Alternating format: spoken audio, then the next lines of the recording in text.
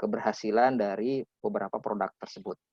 Ada satu lagi produk yang mandiri dikembangkan oleh mahasiswa kita dan muncul menjadi perhatian publik juga, yaitu Aquascape ya. Itu dari saudara Fatwa. Dia peserta C4 juga kalau tidak salah ya. Nah, kemarin profil usahanya diliput oleh TV nasional, National TV in Indonesia, itu Indosiar. Indosiar itu yang populer dengan Ku Menangis. Nah itu ya, sinetron itu. Saya juga ikut-ikutan. Ya, tapi hari ini jangan menangis, kita harus tersenyum dengan mengucapkan basmalah, bismillahirrahmanirrahim. Webinar MN2 ya. MN2 program kampus company country connection tahun 2020 pada hari Sabtu 22 Agustus 2020 dengan resmi dibuka.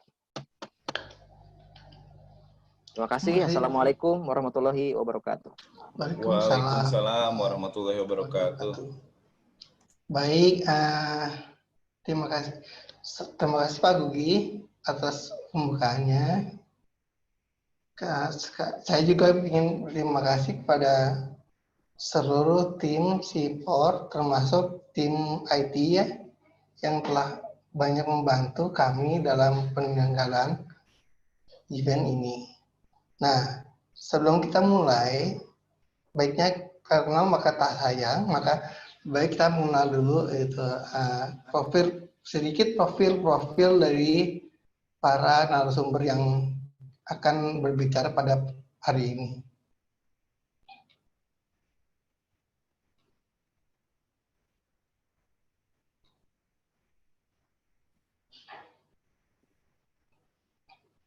Ya, ini adalah sudah terlihat.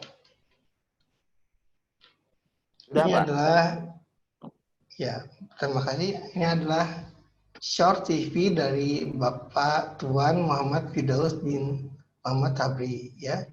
Jadi Tuan ini sudah menjabat sebagai lecturer atau pensyarah di Indonesia Islam Antarbangsa Selangor dari tahun 2010 dan sempat di Politek Mara Kuala Lumpur pada tahun 2009-2010. Area spesialisasinya adalah kewirausahaan, marketing, manajemen, business administration, international business and globalization dengan e-commerce. Itu CV singkat beliau. Saya beranjak pada Pak Horas.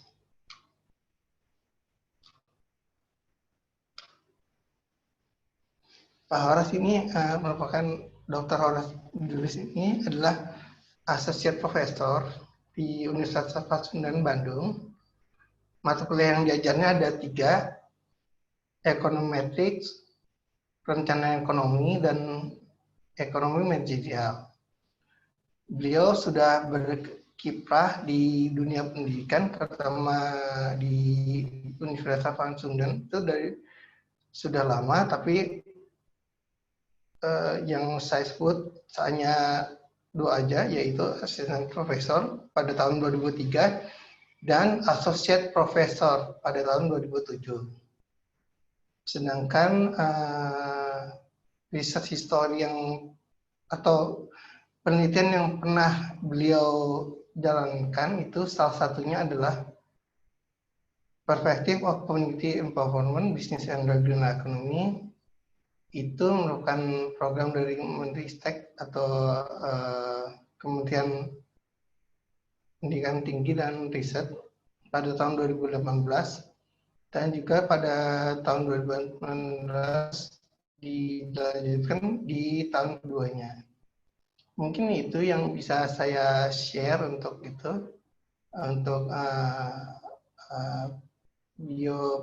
biografi singkat dari masing-masing pembicara. Selanjutnya saya persilahkan kepada Tuan Muhammad Firdaus sebagai pembicara pertama. Silahkan.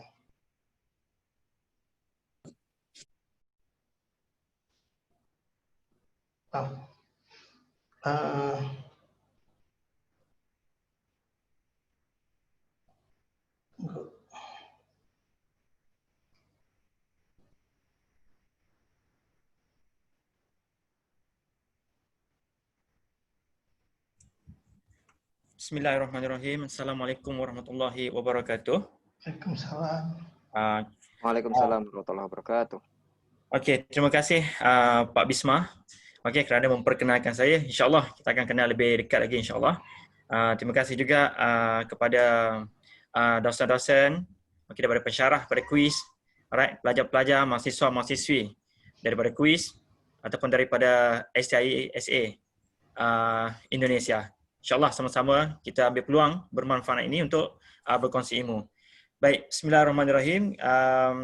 Izinkan saya untuk memberi presentasi.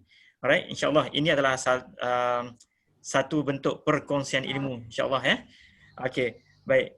Tidaklah saya mahir sangat dalam bidang-bidang yang macam ni, tapi insyaAllah kita sama-sama kongsi ilmu dan meningkatkan ilmu kita insyaAllah dalam bidang-bidang ini ya. Okey, baik tuan-tuan dan puan-puan, apa yang akan saya bentangkan adalah seperti yang diberi oleh tajuk yang diberi. Okey, motivasi kewirausahaan di kalangan mahasiswa. Okey, apa yang saya bentangkan adalah general, melibatkan isu-isu terkini lah, insyaAllah.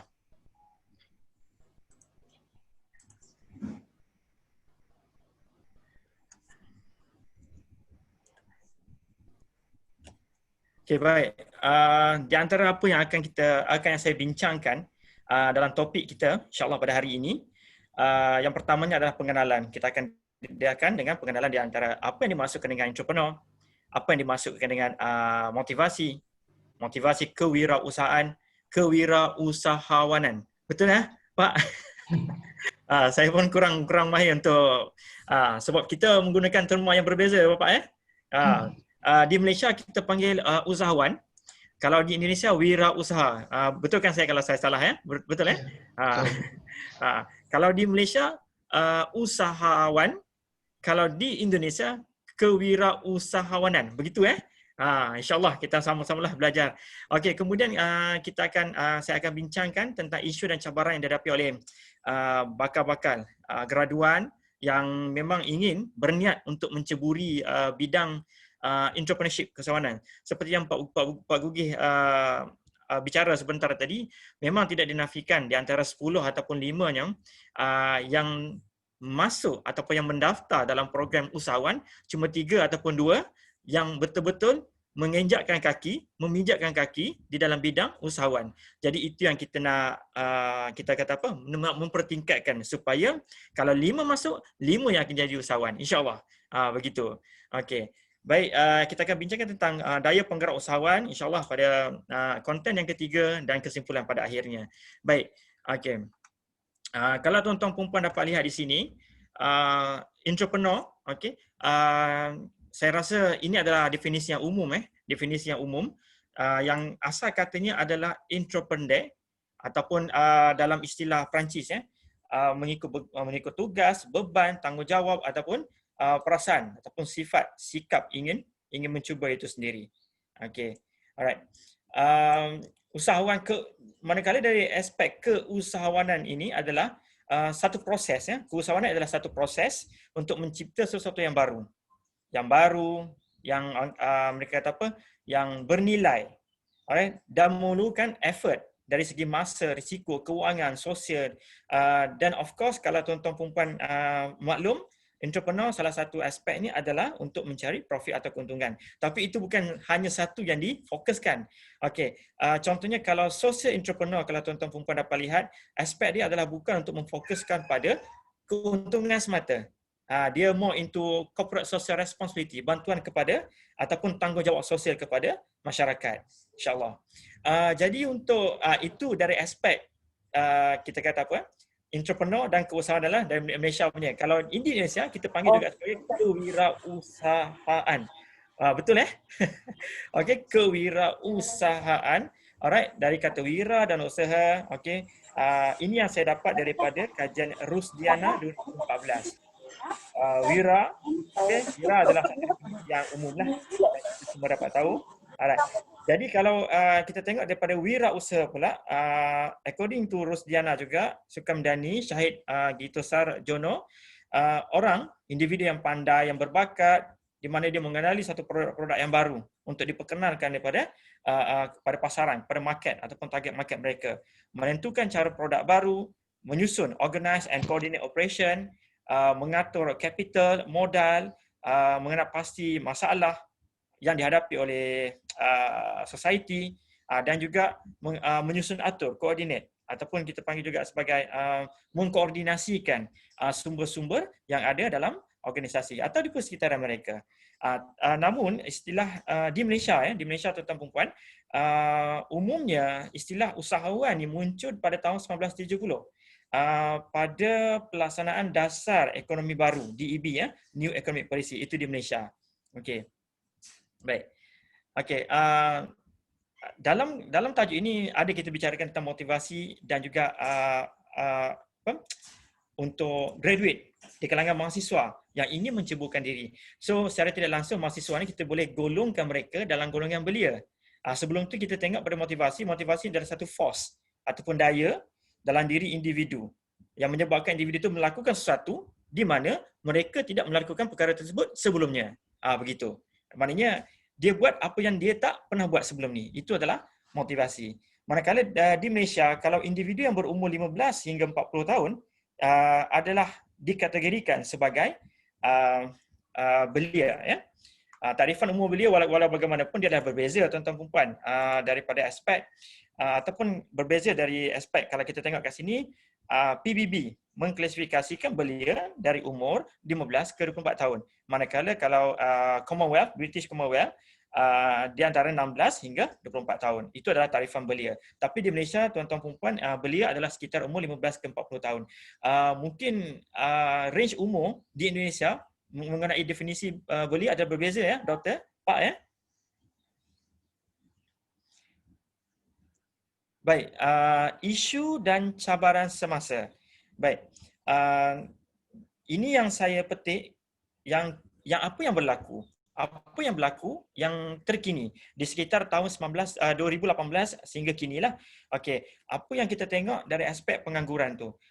Pengangguran ditarifkan sebagai kita simpelkan adalah individu yang layak sepenuhnya tapi belum ataupun tidak bekerja. Itu adalah tarifan yang secara ringkaslah. Kadar pengangguran yang terbaik adalah sebanyak 4%. 4%, kalau 4% ke bawah itu bermaksud sesebuah negara menggunakan tenaga yang penuh, bermaksud efisien lah, efisiensi ya. Okey, baik. Itu adalah dari aspek pengangguran itu sendiri.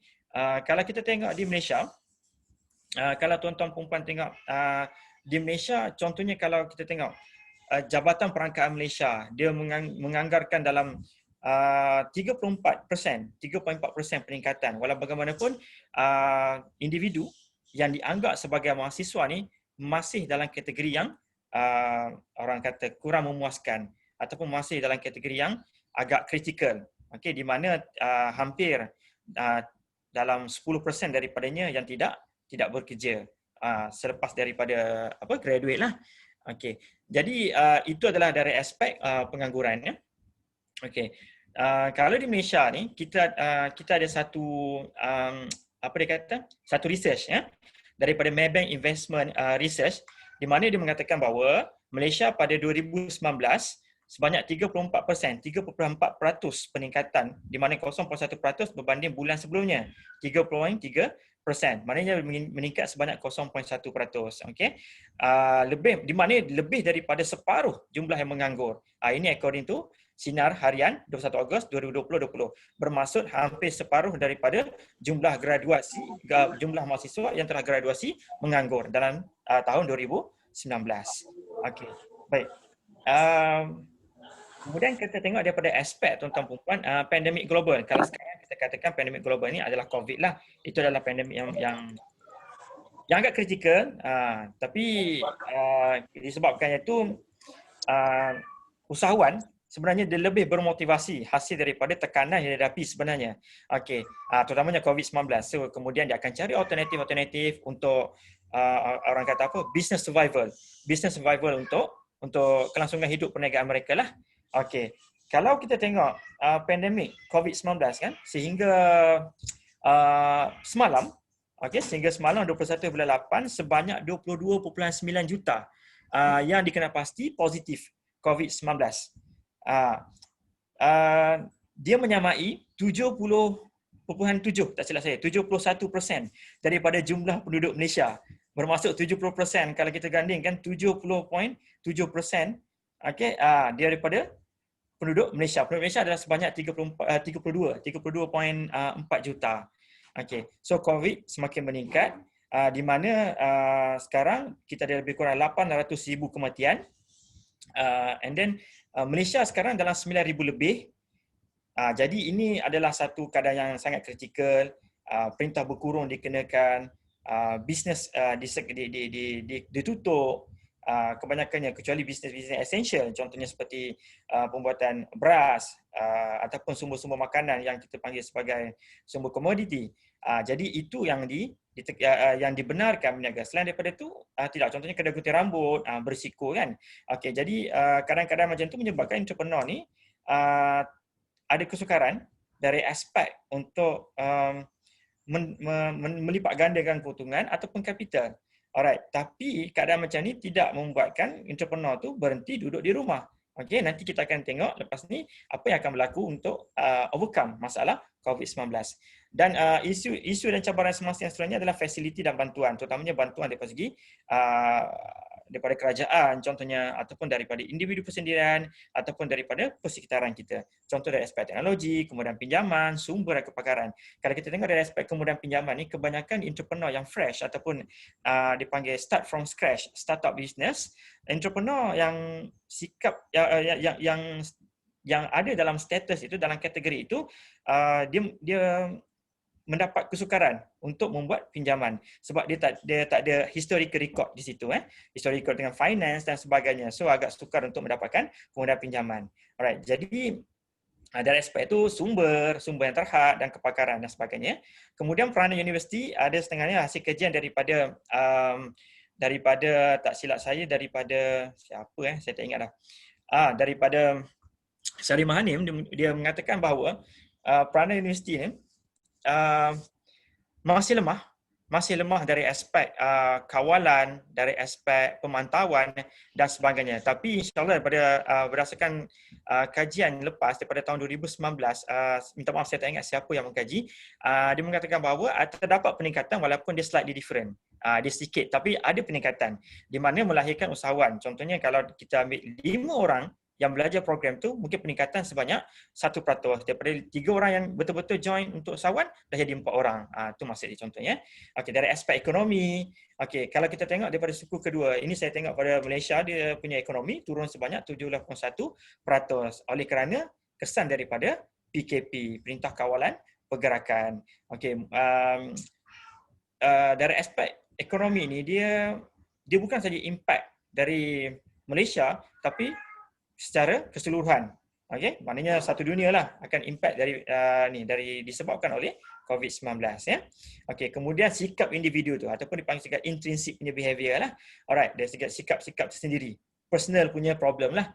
Daripada segi negatif punya sikap, fear to failure, takut dicemooh, takut dihina, takut diejek, takut dikritik, kurang yakin, saya boleh buat ke? Adakah saya ni layak untuk join entrepreneur, dan juga berfikiran sempit. Di mana berfikiran sempit ni dia kalau tengok pada dalam aspek entrepreneur, kita tidak boleh terlalu terikat bound to the rules and regulation. Kita mesti berfikir di luar kotak. Think out of the box. Di mana kalau kita tengok daripada situ contohnya Wilbur and Wright masa dia mencipta kapal terbang, kebanyakannya tidak percaya benda itu berlaku. Tapi pedulikan cemuhan, dia teruskan dia punya niat, objektif dia, dan kemudian dia berjaya untuk mencipta apa yang diinginkan. Itu adalah di luar, maknanya berfikir di luar daripada kotak, berfikir di luar daripada rules and ni. Maknanya kita tidak bound dengan peraturan. Bukan bermaksud kita melawan Tapi bermaksud dari aspek pemikiran, dari aspek kelahiran idea itu sendiri, kita mesti melampaui apa yang berlaku sekarang, melampaui sempadan. Thomas Alva Edison, okey, mungkin orang katakan dia gila sebelum tu, okey, tapi dia telah menghasilkan apa yang kita ada sekarang, okey. Baik. Alright, baik. Ini adalah contoh kadar pengangguran graduan mengikut tahap pengajian ya tuan-tuan puan-puan. Okey. Kalau ini adalah sumber daripada Malaysia dari kebanyakannya yang ini adalah dari golongan B40. Okey, dalam kalangan penduduk miskin lah. Alright, kita ada M40 dan B40. Alright. Kemudian kalau kita tengok ijazah pertama 27.9%. Okey, yang ni yang paling banyak dari kata apa? Populasi yang menganggur selepas graduasi. Okey. Kemudian kalau kita tengok kadar pengangguran mengikut bidang pengajian pula, bidang pengajian sains. Okey, di mana yang paling banyak menganggur selepas graduasi, diikuti oleh sastra dan sains sosial. Okey, ini pun saya kurang faham kenapa ni berlaku, sebab di dalam sains sosial ada diajarkan sebenarnya subjek-subjek macam di kuis, ada diajar subjek-subjek entrepreneurship, fundamental of management, entrepreneurship development. Okey, jadi mungkin tidak ada kurang praktis di sini dari kalangan pelajar-pelajar yang mengambil program sastra dan sains sosial. Berbeza dengan pendidikan 11.2% mungkin dia adalah dipanggil apa? Guarantee career di situ. Sebab dia telah terjamin kalau pendidikan keluar, insya-Allah dalam 80-70% daripadanya akan masuk menjadi guru-guru ataupun pensyarah institut dan sebagainya. So dia punya orang kata apa? Flow of business, core business tu adalah lebih terjamin berbanding sains dan sastra sosial tu tuan-tuan puan. Okey. Baik, ini adalah contoh Malaysia dari aspek unemployment rate daripada 2010 ke 2020. Jadi 2020 turun sikit daripada 2.95% kepada 2.75% tuan-tuan puan. Bermaksud kat sini mungkin disebabkan oleh impak daripada COVID-19. Okey, kebanyakannya memang diakui juga kalau kita tengok pada dalam media sosial dan sebagainya, memang ada impak yang agak ketara. People diberhentikan, ada voluntary severance scheme dan sebagainya, beri impak yang ketara. Tapi pun sama, sebenarnya tuan-tuan perempuan, tidak semestinya negatif ni akan meruntuhkan orang kata apa, cita-cita ataupun motivasi seseorang tuan-tuan perempuan. Sebab kalau kita tengok daripada satu teori motivasi tu, salah satu teori ni adalah negatif punya aspek. Negatif ataupun dia ada reward, dia ada positive reward, dia ada negatif, punishment dan sebagainya. So ini adalah dalam satu ruang lingkup ataupun dalam skop negatif. Contoh kalau dia buang kerja, so ada satu dorongan kepada individu tersebut untuk melakukan sesuatu for the sake of dia punya apa? Life survival. Contohnya dia akan berniaga goreng pisang. Okey, ada satu isu di Malaysia, pramugari dan pramugara itu telah dibuang kerja. Flight tak jalan kan? Okey. So itu menyebabkan mereka mencari ikhtiar lain untuk hidup. Contohnya mereka menjadi orang kata apa?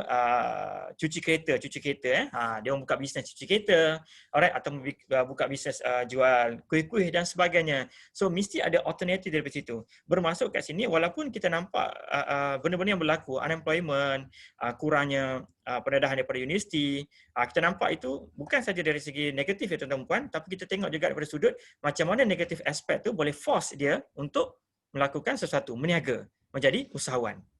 Okey. Baik. Okey, ini yang saya petik daripada Statista. Ini adalah unemployment rate untuk bagi negara Indonesia. Okey.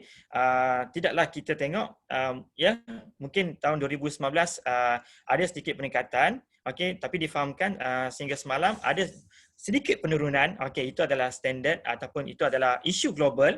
Alright, di mana-mana saja berlaku, di Itali dan sebagainya, memang ada penurunan pengangguran, okey, disebabkan pandemik global tersebutlah, COVID-19 ya.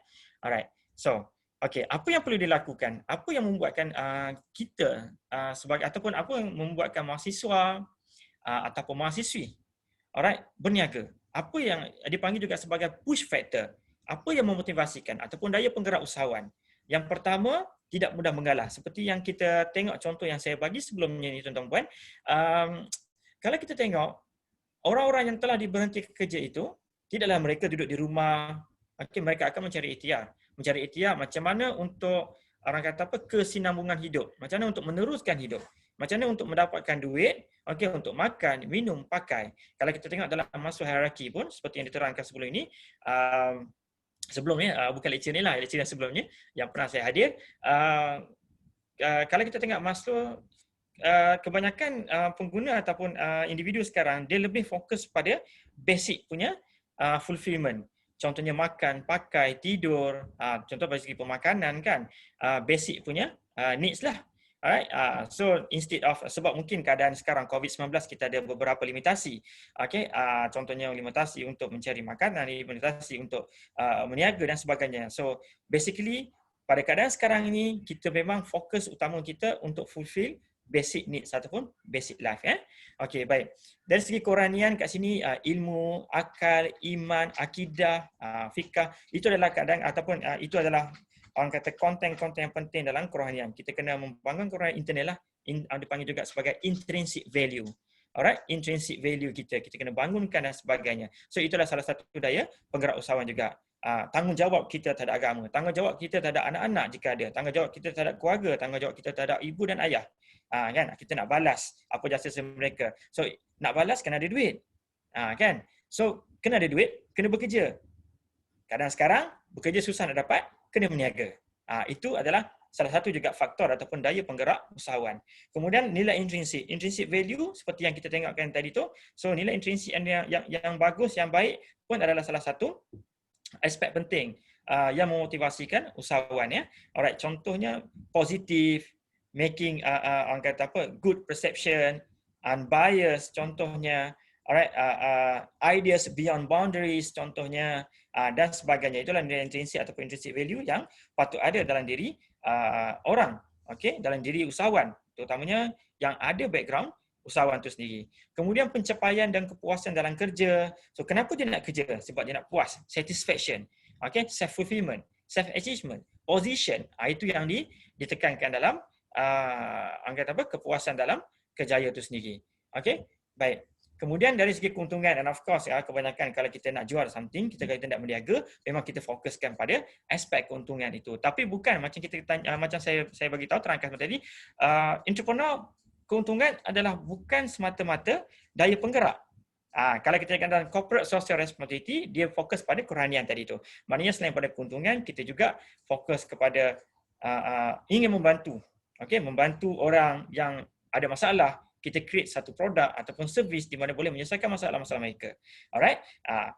Tidak dinafikan keuntungan itu, bukan kita tolak keuntungan 100%, tapi keuntungan kita kena balance lah. Dia kata macam work-life balance. Alright? Macam contohnya di Malaysia, ada satu usahawan, dipanggil socio-entrepreneur, saudara Abid Liu.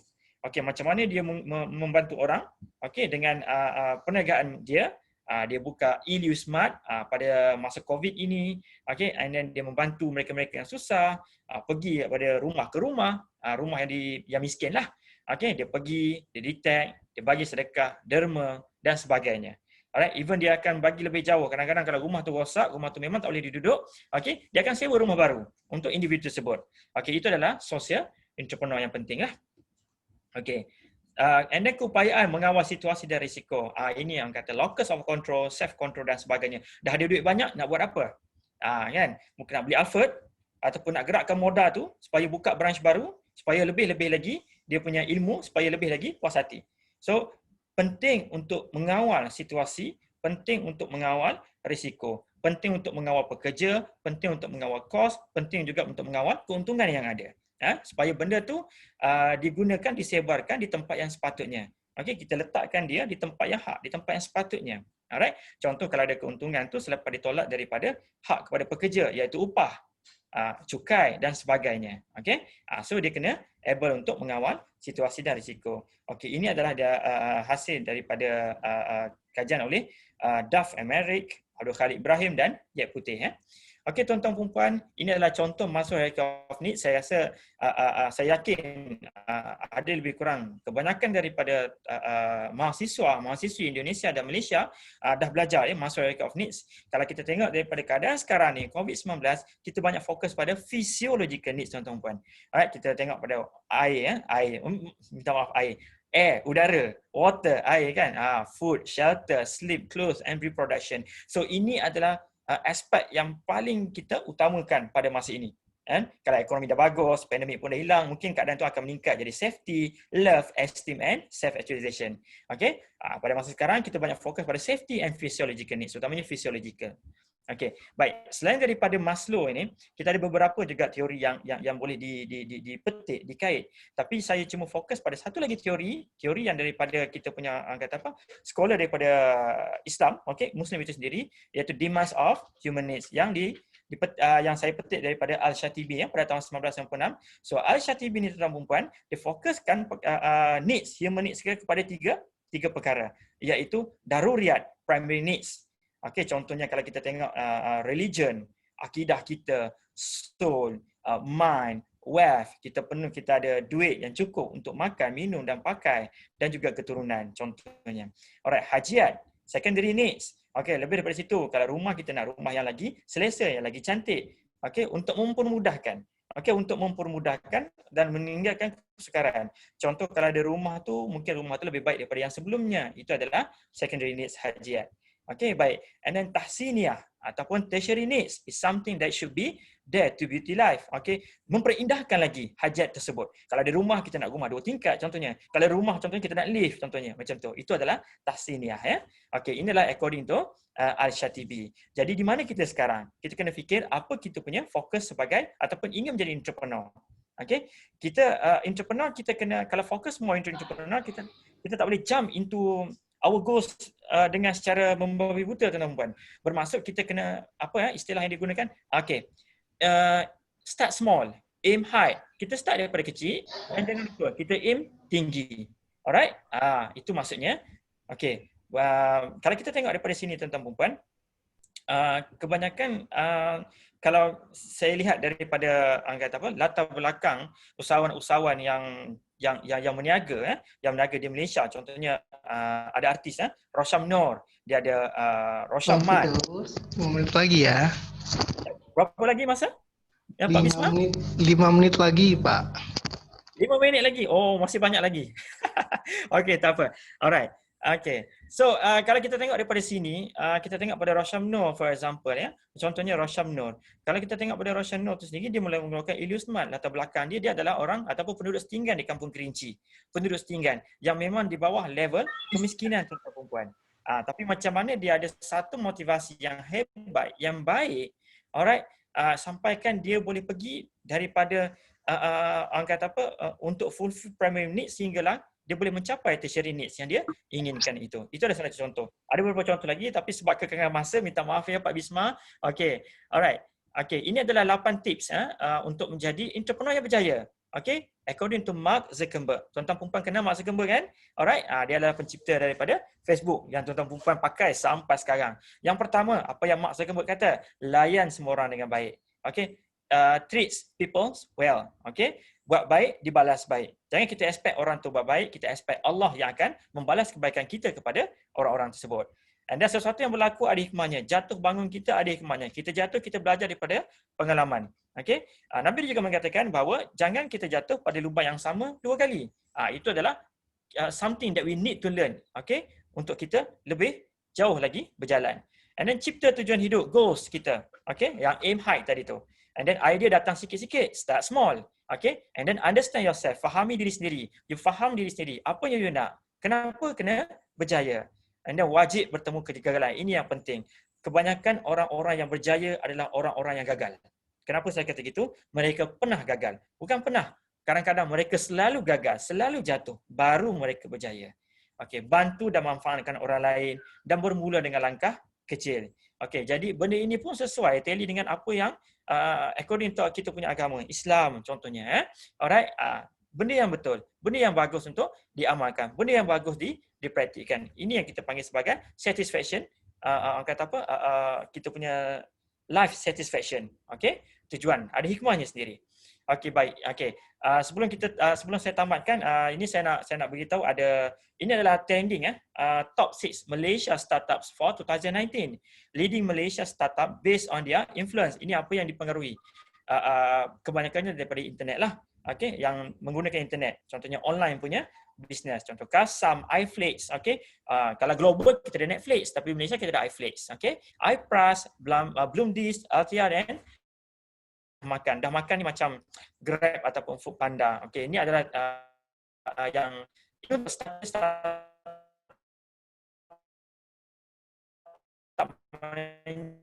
orang yang join, dan ini adalah top 5, top 6 yang startup dan ajar meluang kepada tuan-tuan perempuan, okay, untuk tengok mana potensi untuk tuan-tuan perempuan usaha untuk masuk, okay, untuk join bisnes ni. Satu, e-wallets. Okay, orang Malaysia banyak pakai e-wallets, banyak pakai transaksi berasaskan bersumber. Orang Malaysia juga banyak pakai influencer, buka kedai makan, ada influencer daripada Instagram, datang makan kat situ kan. So dia orang ada akses yang lebih, sebab kadang-kadang influencer ni memang banyak dia punya pengaruh. Okay, terutamanya pada pengikut dia lah. Kan, online delivery semua tuan-tuan perempuan, and then more vertically integrated business. So integrated business yang vertical, okay. Maknanya trending business tu, flow of business tu bikin dengan adanya internet dan sebagainya, dia lagi laju, lagi pantas, lagi menjimatkan masa. Alright. So inilah jenis business support system di Malaysia. Okay, sebagai kesimpulannya tuan-tuan perempuan, okay, apa yang tuan-tuan perempuan tengok di sini adalah berkaitan dengan isu Coca-Cola. 25 bottles in their first year.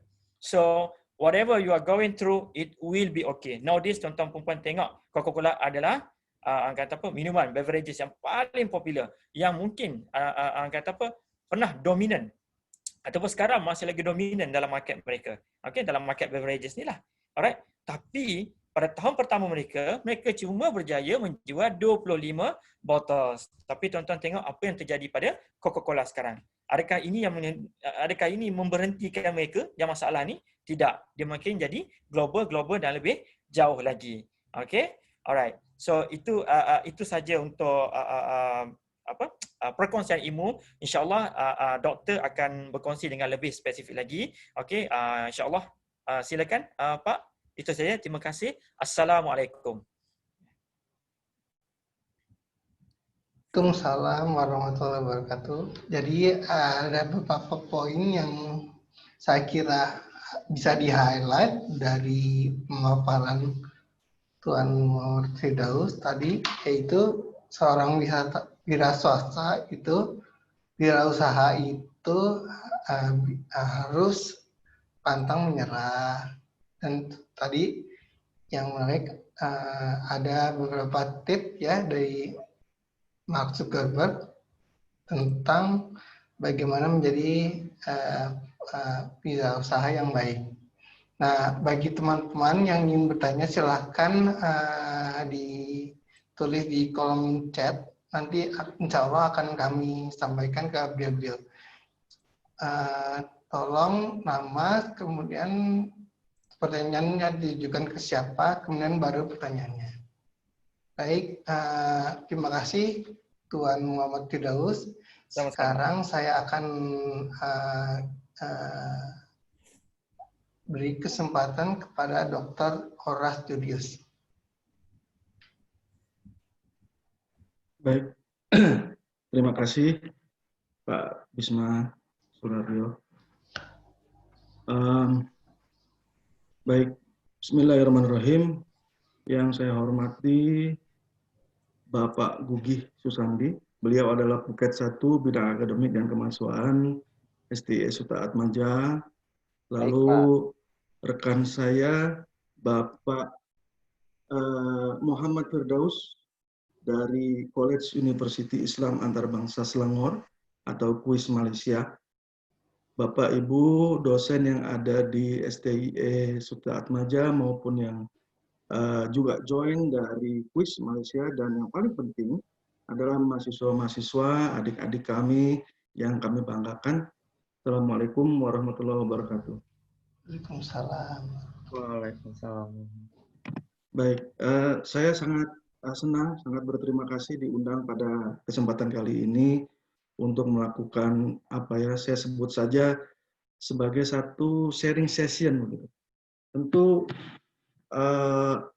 kita tadi telah sama-sama mendengarkan apa yang disampaikan oleh pembicara terdahulu, Bapak Muhammad Firdaus, dan beliau saya kira memang expert di bidang itu, Dan karenanya saya hanya akan menambahkan sedikit-sedikit saja dari apa yang telah beliau sampaikan.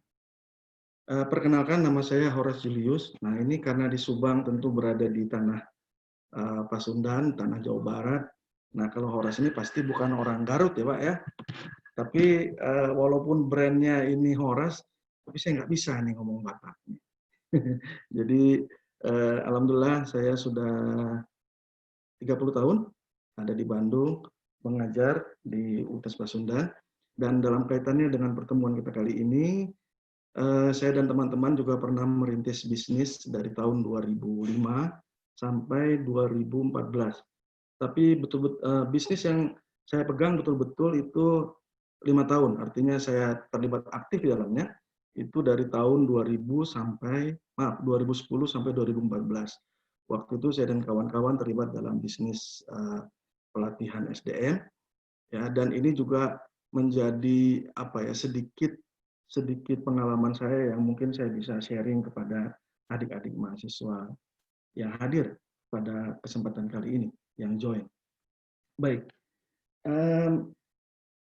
saya diundang oleh Pak Bisma. Pak Bisma ini kawan saya, ya, rekan saya. Lalu saya berpikir apa yang ingin saya sampaikan ya. Saya ingin sampaikan bahwa mahasiswa adalah orang muda yang harus berkarya.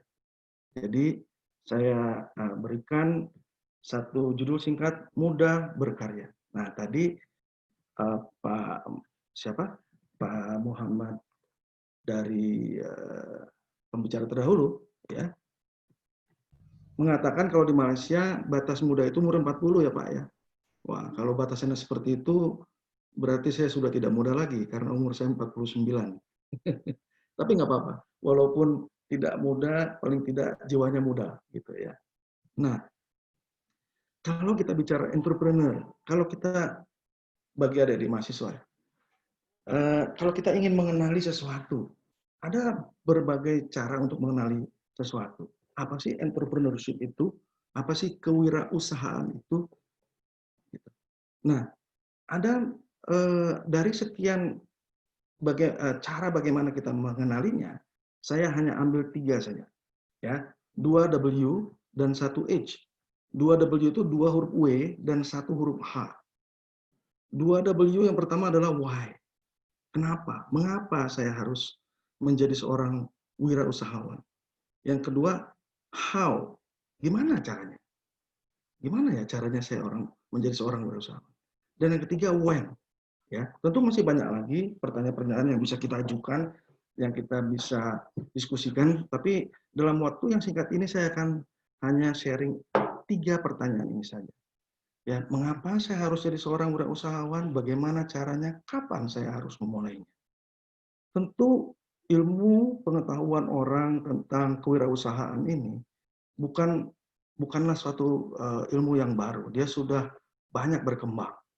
Ya, pertanyaannya lagi, apakah seorang wirausaha itu harus seorang yang dilahirkan atau sesuatu yang dapat dipelajari? Nah, ini juga berkembang. Dulu orang yakin bahwa menjadi seorang wirausahawan itu harus terlahir dari keluarga wirausaha sebelumnya, meneruskan bisnis.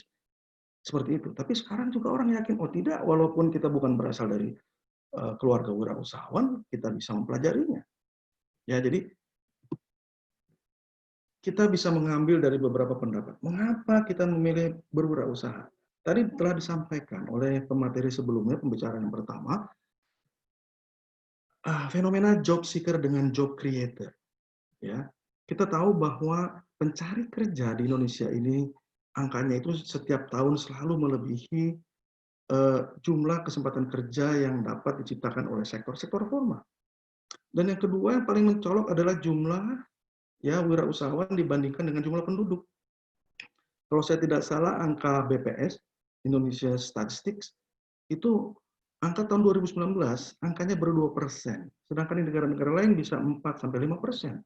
Itu artinya apa? Artinya memang masih terbuka peluang untuk menjadi seorang wirausahawan. Ya.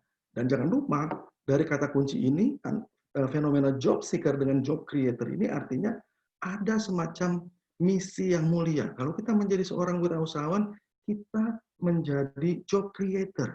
Ya, jadi kita bisa membantu teman-teman kita, membantu masyarakat sekitar kita, membantu perekonomian kita gitu untuk dapat memecahkan banyak masalah yang dihadapi saat ini. Yang selanjutnya apa?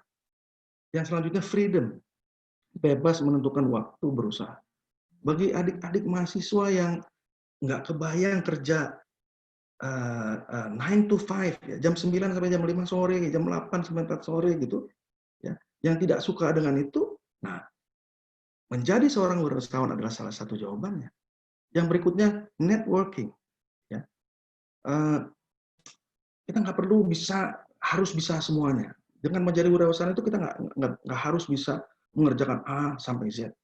Banyak sukses story dari para pengusaha kelas dunia, katakan saja Jack Ma misalnya, yang dia sendiri tidak mahir menggunakan IT, tapi bisnis dia ya itu begitu berkembang dengan pemanfaatan IT. Kenapa? Karena dia memang terampil, mampu membuat dan memaintain network yang dia bangun. Yang berikutnya adalah challenge yourself. Ya, challenge yourself.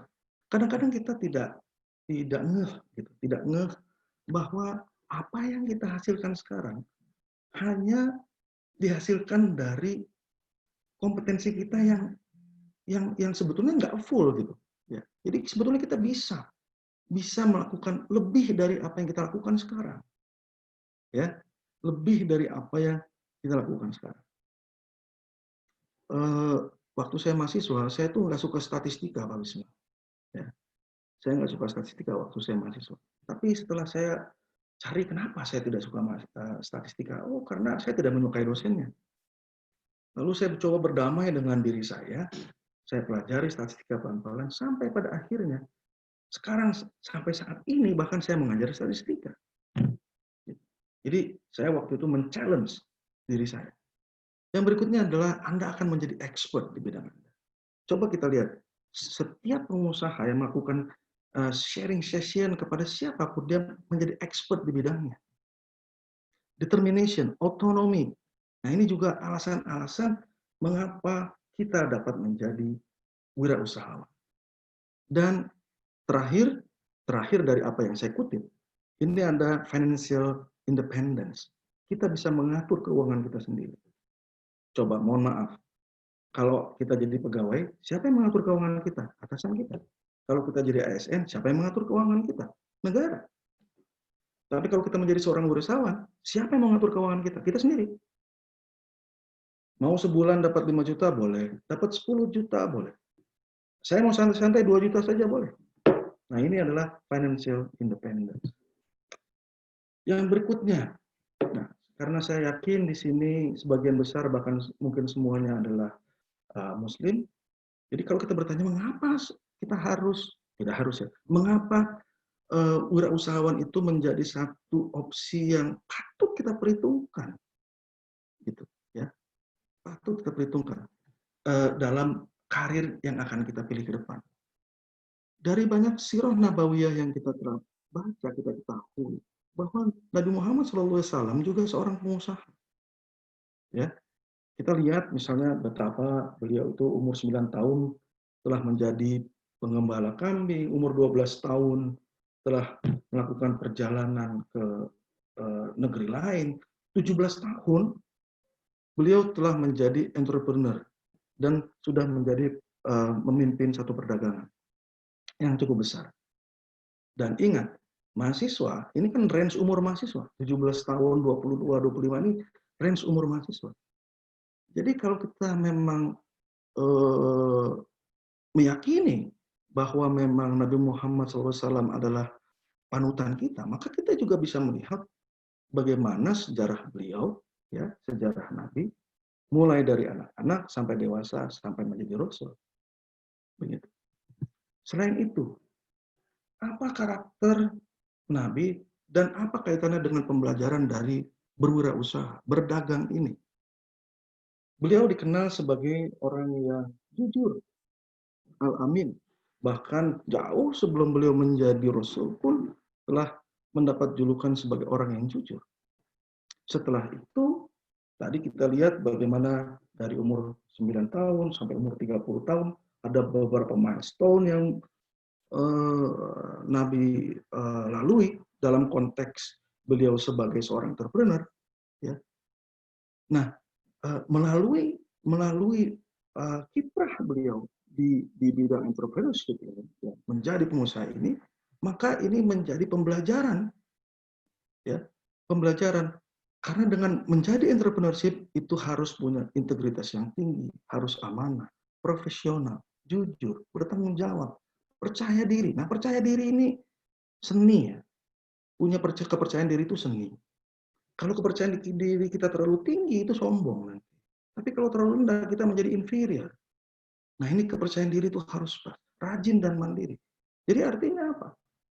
Dari buku-buku sejarah yang kita pelajari, dua hal ini saling terkait. Apa dua hal apa?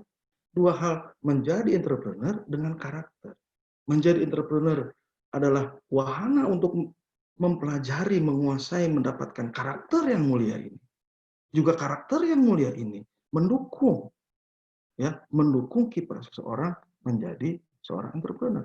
Lalu bagaimana dengan kita? Bagaimana dengan anak-anak muda? Bagaimana dengan mahasiswa-mahasiswi yang sekarang hadir di dalam Zoom meeting ini? Ya. Artinya apa? Dengan menjadi entrepreneur, mencoba menjadi entrepreneur, kita bisa menjadikannya suatu wahana untuk mempelajari bagaimana mendapatkan karakter yang mulia. Itu ringkasan saya tentang why, mengapa kita harus, saya ganti kata harus, mengapa menjadi entrepreneurship ini adalah satu opsi penting bagi seorang mahasiswa, apalagi dia seorang Muslim. Yang berikutnya adalah how, bagaimana. Setelah kita tahu mengapa, yang kedua bagaimana. Yang pertama, yakinkan diri. Ya, yakinkan diri. Kalau nggak yakin, ya jangan. Ya, kita harus yakin. Oh, kalau saya menjadi seorang entrepreneur, maka saya bisa membantu masyarakat saya dengan menciptakan lapangan pekerjaan. Kalau saya menjadi seorang pengusaha, maka saya bisa punya kebebasan waktu, kebebasan untuk menentukan karir saya. Saya punya independensi yang tinggi. Saya bisa menyalurkan bakat saya. Dan seterusnya. Jadi yang pertama adalah yakinkan diri. Yang kedua, sesuaikan dengan passion Anda. Apa itu passion? Passion itu sesuatu yang kalau kita geluti, maka kita itu merasa senang, bahagia, menjadi bermakna, di mana ukurannya bukan cuma uang. Ya, di mana ukurannya bukan cuma uang. Saya beruntung, alhamdulillah, menjadi satu dari mungkin tidak banyak orang yang passion saya adalah mengajar. Ya, mengajar, dan alhamdulillah saya sampai sekarang sangat menyukai itu. Cuma sekarang trennya berubah. Saya tidak menganggap saya sedang mengajar saat ini. Saya sedang berbagi. Ya, dengan berbagi itu saya mendapatkan ilmu, dapat pengetahuan dari semua yang hadir di sini, dari bicara pertama, mungkin juga dari adik-adik mahasiswa, dan begitu sebaliknya. Yang ketiga, untuk hal ini adalah fokus pada satu bidang bisnis tertentu. Ini bagi seseorang mungkin mudah, bagi orang yang lain mungkin sulit. Ya, fokus pada bisnis tertentu.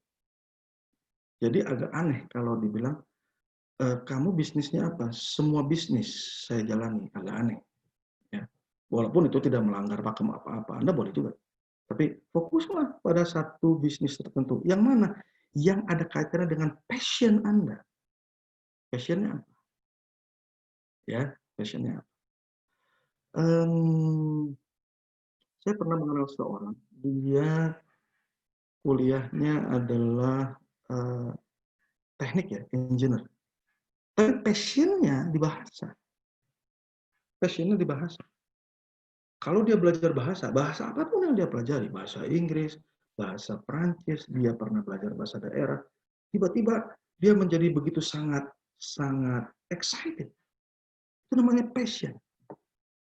Ya, itu namanya passion. Bayangkan kalau orang seperti ini bisa fokus pada bisnis tertentu. Bisnisnya apa? Bisnisnya adalah pelatihan bahasa. How yang 4 adalah organisir diri. Ya, kalau kita mau melangkahkan kaki menjadi seorang entrepreneur, maka kita harus mengorganisir diri kita. Jadi nggak benar yang namanya, kalau saya punya freedom, kebebasan, maka saya bisa hari ini dagang, besok tidak. Mau seperti itu, nggak bisa. Harus kita disiplin mengorganisir diri. Ya, hari ini saya melakukan apa, berapa jam sehari saya saya dedikasikan untuk misalnya menambah pengetahuan baru, berapa jam sehari saya harus menambah kompetensi saya, berapa jam seminggu saya harus searching di YouTube untuk memperkaya pengetahuan saya, dan seterusnya. Organisir diri.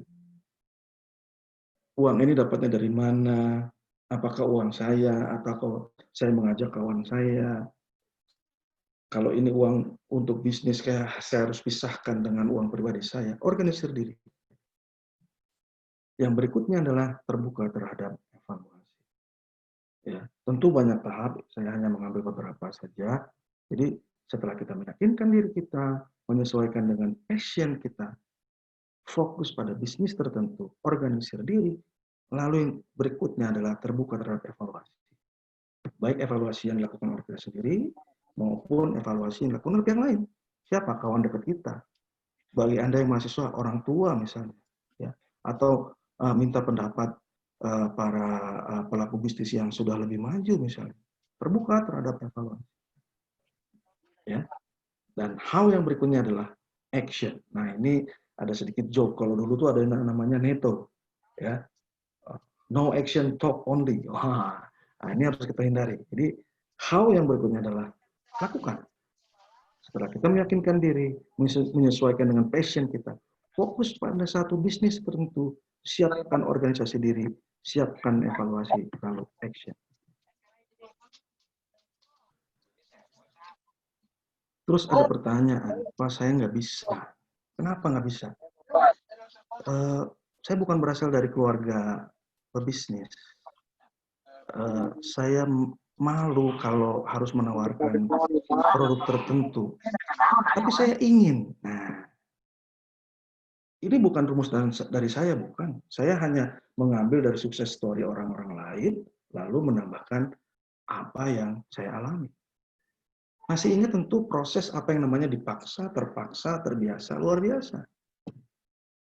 Saya yakin, ya, paling tidak untuk saya sendiri, ya, paling tidak untuk saya sendiri.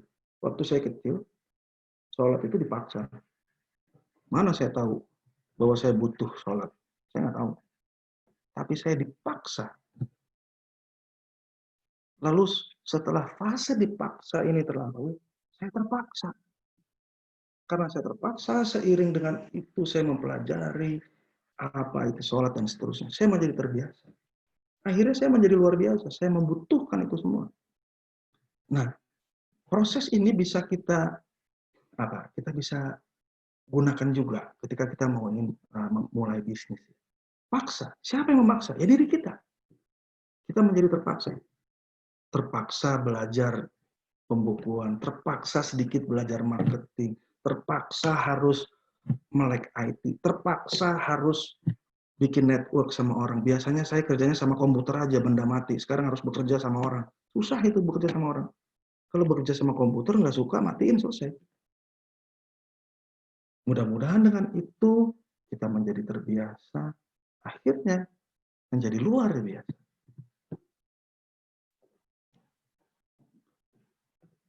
Boleh nggak punya mimpi? Boleh dong, dream. Beda nggak dream sama goal? Nah, kata anak muda ini beda tipis. Bedanya di mana? Bedanya di rencana. Kalau dream tidak kita ikuti dengan rencana, selamanya akan jadi mimpi.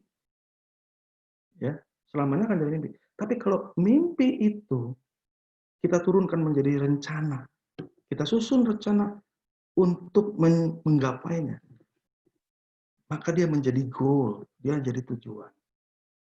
Jadi, buat adik-adik yang sekarang punya dream, silakan ikuti. Have a dream, follow it. Have a plan, stick on it. Have a goal, achieve it. Ya. Jadi Jangan cuma mimpi, susunlah rencana menggapainya. Dengan itu Anda akan punya tujuan. Nah, ini adalah goal setting yang sering sekali kita dengar.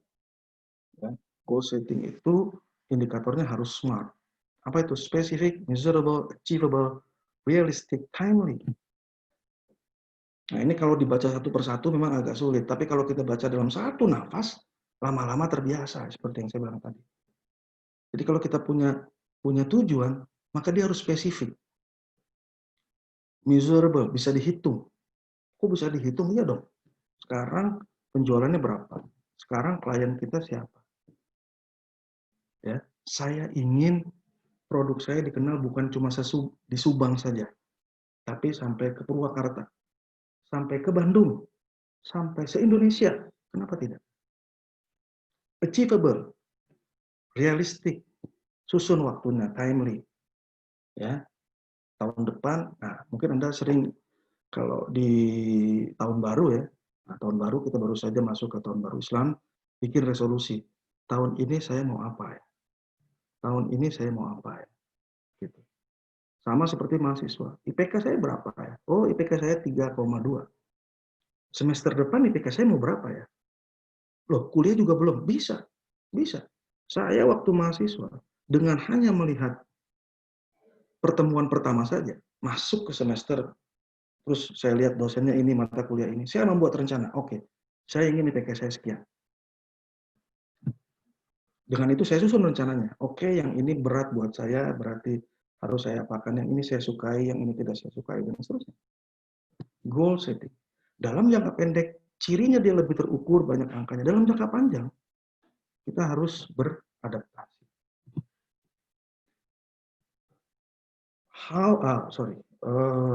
Why sudah, how sudah, selanjutnya when, kapan ya saya mulainya.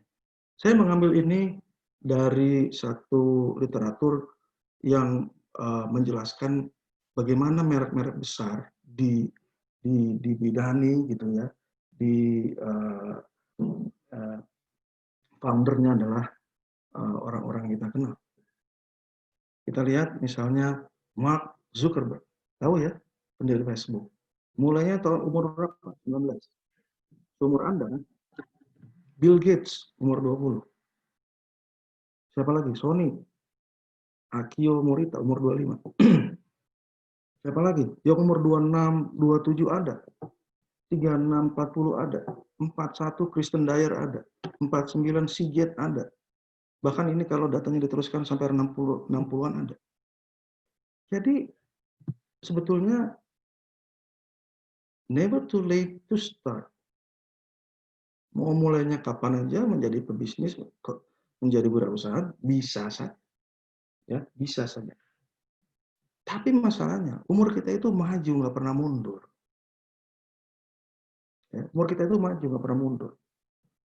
Jadi kalau Anda sekarang umur 18, 20, 22, ya cuma sekali ini Anda umurnya 18, 20, 22. Anda tidak akan pernah lagi berumur 18, 20, 22. Saya dulu pernah berumur 18, 20, 22. Tapi itu sudah saya lalui. Maksudnya apa? Maksudnya begini.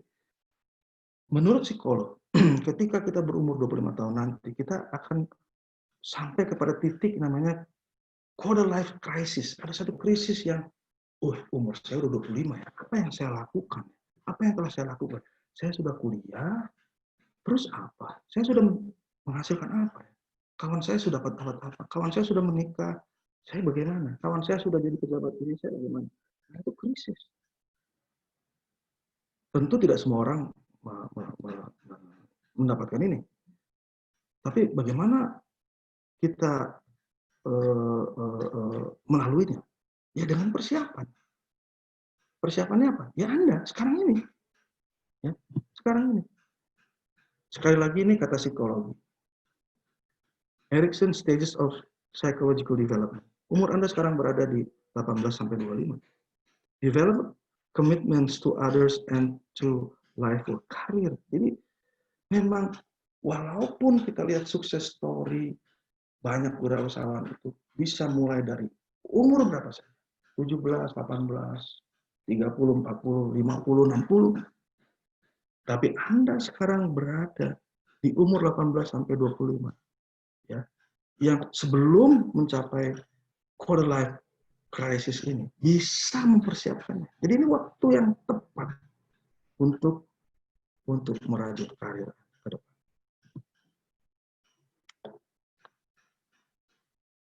Kalau belum berhasil gimana?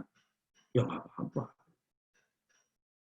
Tapi paling tidak, kalau kita mulai bisnis ini sekarang, itu kita berlatih. Ya, berlatih. Saya itu nggak percaya kalau ada, mohon maaf, ada beberapa mahasiswa saya tanya kan, kamu mau jadi pegawai atau pebisnis? Saya mau jadi pebisnis, Pak. Melanjutkan usaha bapak saya. Sekarang kamu usahanya apa? Sekarang saya mau kuliah aja. Enggak bisnis? Enggak. Jadi kapan bisnisnya? Nanti kalau udah selesai. Saya agak termenung. Kenapa? Karena menjadi pebisnis, menjadi seorang wirausahawan itu ada seninya, ya. Jadi bukan cuma masalah capital. Kalau masalahnya cuma capital, maka setiap orang yang kita bagikan bisa jadi pengusaha. Kan enggak juga. Ada yang dikasih uang bangkrut, ada. Masalahnya yang paling berat menurut saya adalah jiwa kewirausahaan itu sendiri. Bagaimana kita tidak cepat putus asa, bagaimana kita kreatif, bagaimana kita harus bekerja dengan orang yang berbeda dengan kita. Gitu. Bagaimana kita harus memanage keuangan dari yang kecil, jadi berlatih. Karena kita yakin practice makes perfect. Dengan berlatih kita menjadi perfect. Tapi juga ada yang bilang begini, memang practice itu makes perfect, tapi tidak seorang pun perfect. Terus kita ngapain berlatih? Kita berlatih karena dengan berlatih, dengan perform activity itu, maka kita akan lebih baik ke depan menjalankannya. Kita akan menjadi lebih efisien. Jadi kalau saya nanti ingin jadi pengusaha umur 25 melanjutkan bisnis ayah saya misalnya, berlatihlah dari sekarang. Karena kalau kita banyak berlatih, ketika benar-benar bisnis itu kita jalankan secara mandiri, diserahkan pada kita, maka kita akan menjalankannya dengan lebih baik, lebih efisien. Karena memang tidak ada yang sempurna.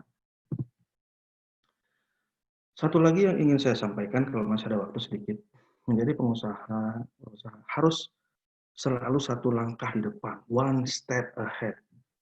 Nggak boleh sama, ya. Harus selalu satu langkah di depan. Nah ini butuh latihan, butuh latihan.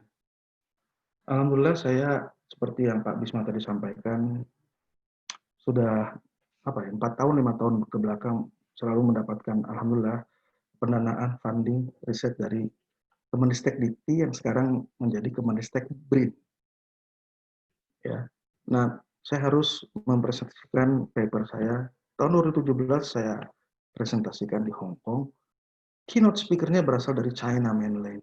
Dia bilang begini, saya, kata si profesor itu ya, tahun 2015 melakukan riset terhadap pelaku UKM di Cina yang ditolak oleh bank. Ditolak mampu mengajukan kredit, tolak karena tidak bankable. Tapi saya pelajari bagaimana perilaku dia. Karena di Cina itu kan mereka pakai sosmed sendiri, browser sendiri, beda ya. Nggak pakai seperti kita. Gitu. Dia pakai WeChat, saya nggak tahu browsernya pakai apa ya. Saya lupa lagi. Dan ternyata diikuti itu. Diikuti. Si orang ini misalnya Pak Bambang, Pak Budi, Ibu ya Diana, dan seterusnya diikuti. Oh ternyata belinya ini, belinya apa saja, cara pembeliannya dengan cara apa, macet atau enggak, dan seterusnya. Terus dia bikin indeks. Dia bikin indeks, ternyata, dia bikin indeks, oh sebetulnya orang ini walaupun ditolak oleh bank, sebetulnya bankable. Ya, sebetulnya bankable. Dan indeks ini disampaikan ke bank, ini loh yang Anda tolak tahun lalu itu, setelah saya teliti dengan cara ini, dengan metode ini, mereka itu sebetulnya bankable. Kalau nggak percaya, coba kasih kredit. Dan benar dikasih kredit. Setelah dikasih kredit, tahun 2017 direview, ternyata kredit macetnya rendah sekali. Artinya apa? Bisa.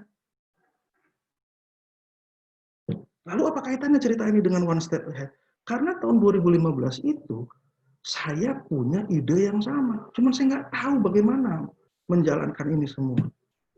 Tahun 2015 itu, kalau saya buka browser saya cari kata kunci misalnya ban mobil. Maka saya lihat di bawah itu ada nama saya, terus ada lokasi saya di kecamatan apa, Terus saya daftarkan juga diri saya di handphone saya dengan email yang tidak semuanya data itu bohong. Gender saya benar, alamat saya kira-kira benar, tahun lahir saya benar, mungkin tanggalnya yang enggak. Artinya apa? Saya waktu itu berpikir, kalau saya bisa mempelajari perilaku konsumen orang hanya dengan bagaimana dia berperilaku di sosmed, tentu saya bisa melakukan banyak hal.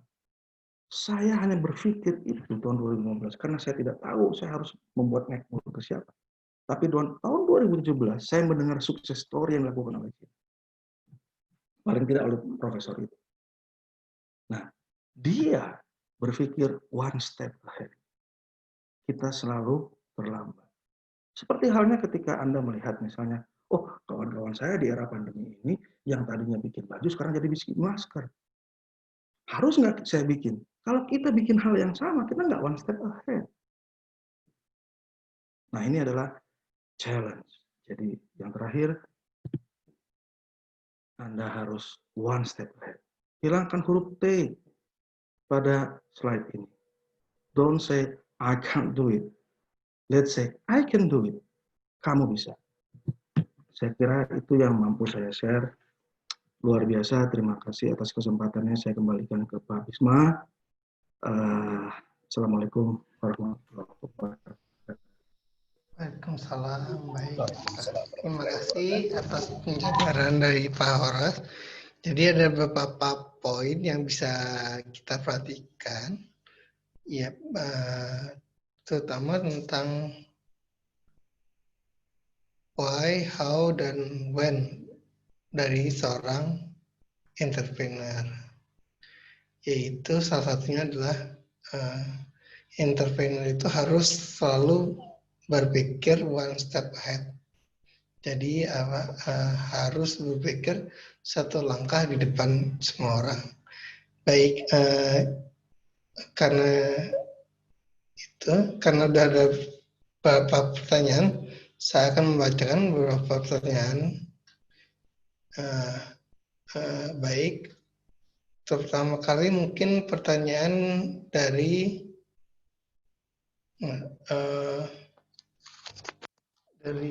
Rika ya, sorry.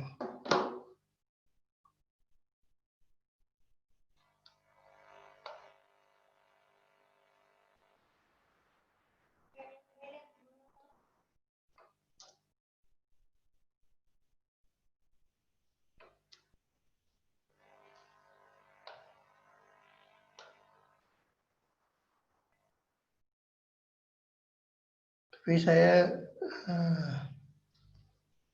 kesulitan untuk melihat kembali pertanyaannya. Jadi mungkin saya mulai dulu dari pertanyaannya Sulaiman.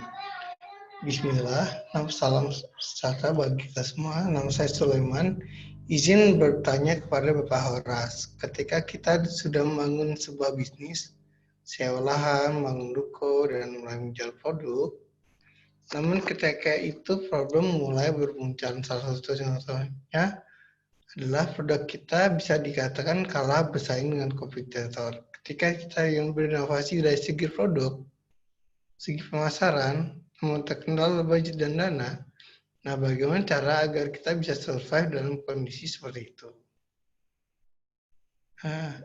Tanpa melibatkan pihak bank. Jadi inti dari pertanyaan Sulaiman ini bagaimana cara menghadapi kompetisi tanpa melibatkan pihak lain, yaitu antara lain pihak bank mungkin untuk pendanaan ya, begitu Pak. Terima kasih, silakan.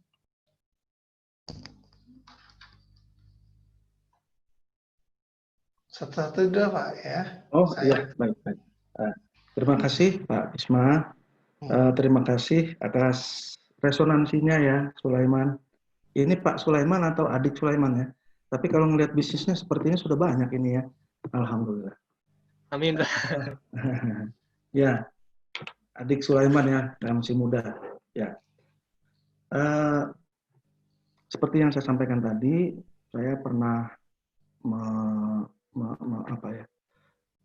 masuk ke dalam bisnis ini tahun 2005 sampai 2015 bersama teman-teman. Tapi yang saya jalani betul, ya artinya saya running the bisnisnya itu tahun 2010 sampai 2014. Memang tidak banyak sih yang bisa kita, eranya pendek ya, tapi bagi saya seorang pengajar, itu adalah momen yang membahagiakan buat saya karena saya bisa melihat apa yang ada di dunia praktisi dan apa yang ada di dunia teoritis. Dan itu bisa memperkaya.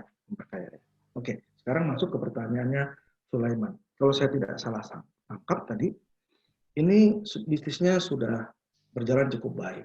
Tapi dalam satu momen, kalau bersaing dengan kompetitor, bagaimana caranya bisa survive tanpa melibatkan bank? Oke. Di kampus kita belajar bagaimana cara melakukan funding, gitu ya. Kita bisa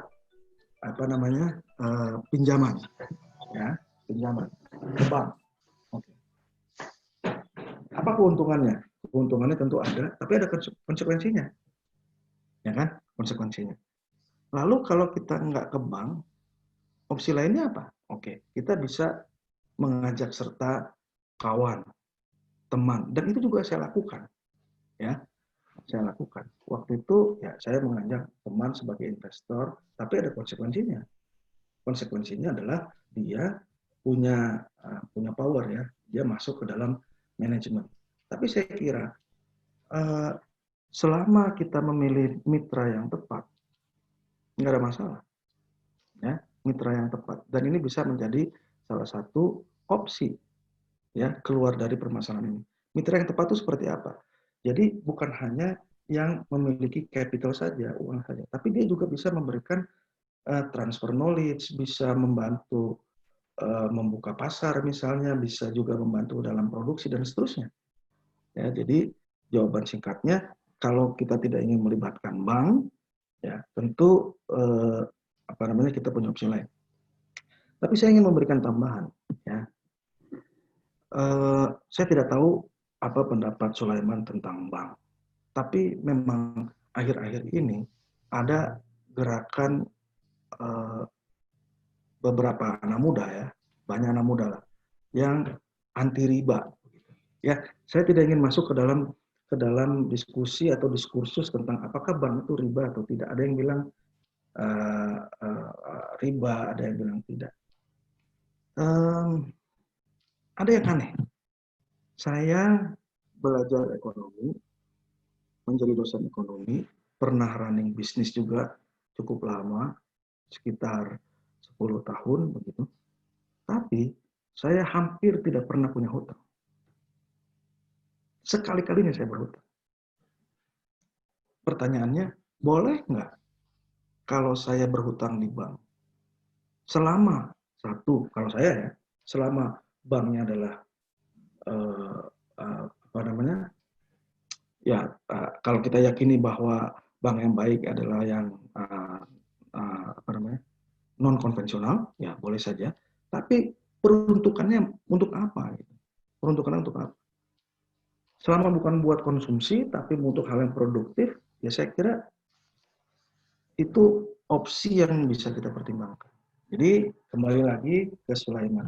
Kalau Sulaiman menganggap bank itu selama dia banknya bukan yang konvensional, itu bank syariah misalnya, ya, atau bank konvensional bagi yang meyakini bahwa nggak apa-apa minjem bank konvensional, tapi peruntukannya adalah untuk produktif, itu satu opsi.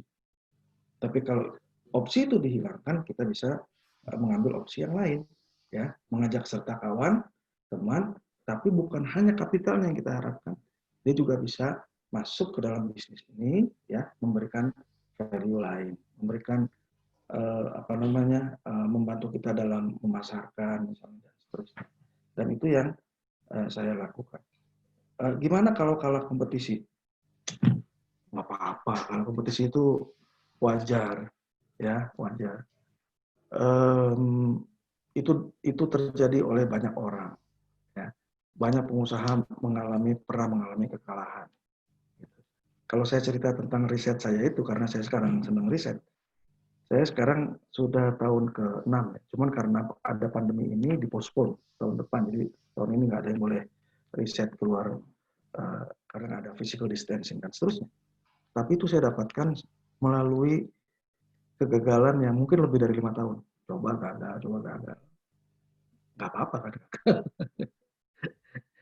Sulaiman, mudah-mudahan tidak puas dan terus mencari. Terima kasih atas pertanyaan.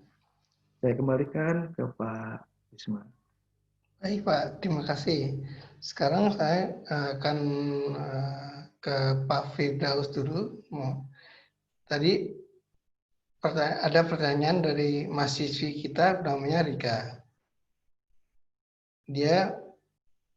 Saya Rika Imelda izin bertanya kepada Pak Firdaus.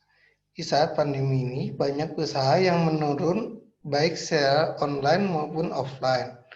Perekonomian juga ikut menurun, menyebabkan banyak pengangguran. Lalu bagaimana cara menghadapi itu semua agar usaha yang dijalankan tetap berjalan? Jadi ini mungkin lebih kepada how to-nya. Bagaimana cara menghadapi situasi seperti sekarang ketika kita sedang menjalankan usaha. Mungkin Pak Firdaus bisa memberikan pendapat. Baik, terima kasih Pak Bisma. Bismillahirrahmanirrahim.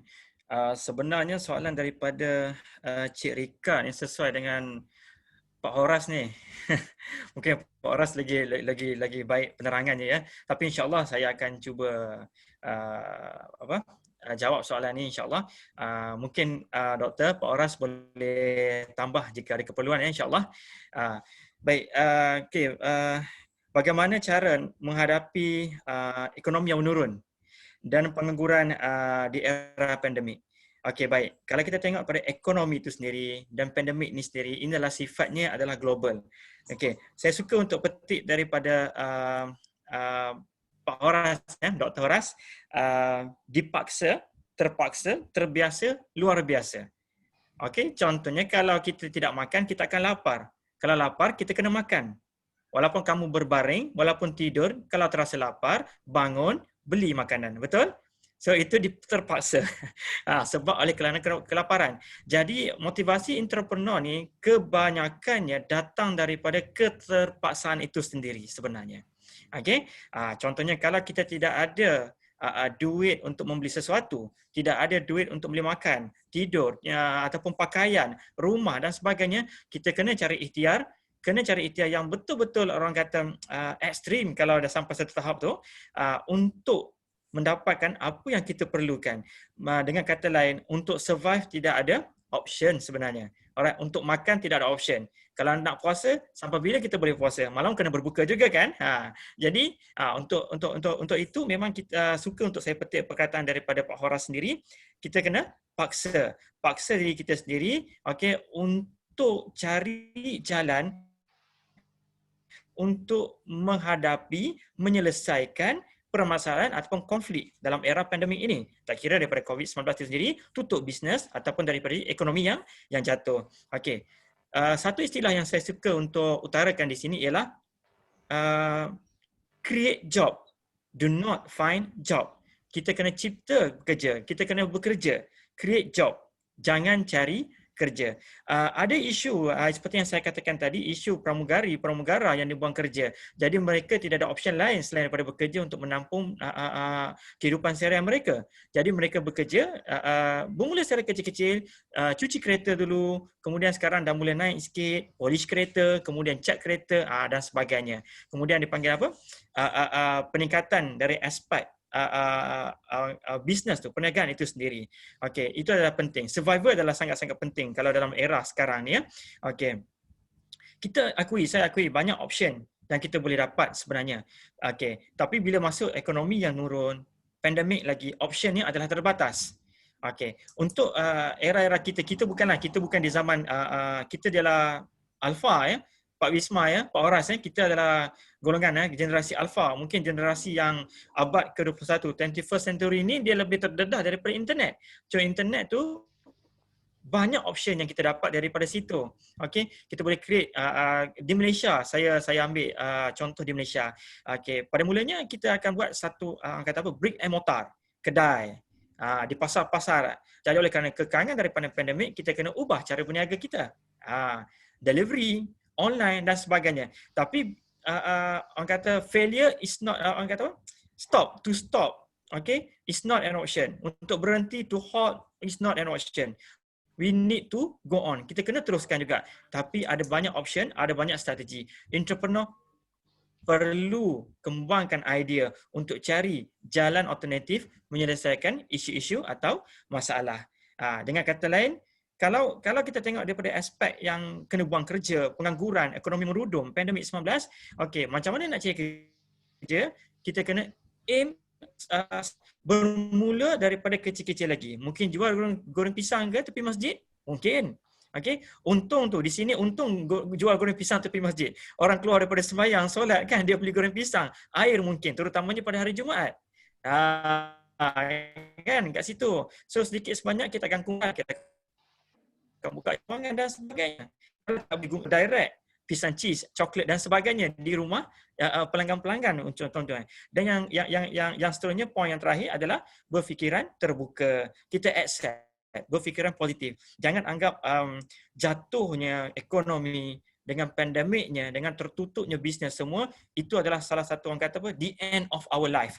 Kita tak boleh anggap macam tu. Kita kena cari alternatif lain. Umpama kalau kita nak pergi ke Jakarta, jalan jam. So kita kena cari alternatif lain, yang jalan lain, yang supaya dapat menyelesaikan masalah jalan jam tu, yang boleh menjimatkan masa, yang boleh menjimatkan kos. Alternative is important to us to find, contohnya. Okey, saya rasa itu je jawapan saya. InsyaAllah kita boleh bagi pada Pak Oras, mungkin dia lebih mahir, insyaAllah. Pak Oras ya. Okey, silakan.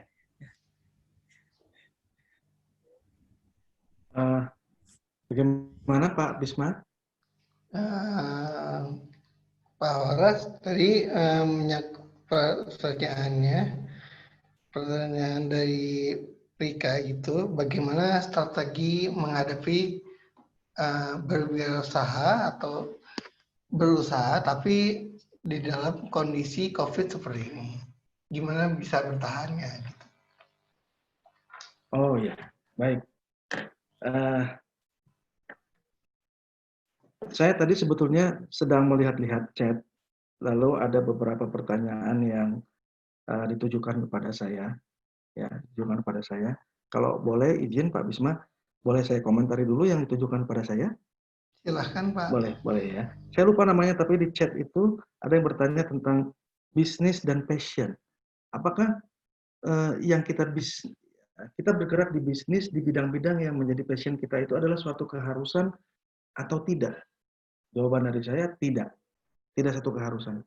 Tapi akan sangat berbeda kalau kita bisnis di bidang yang menjadi passion kita.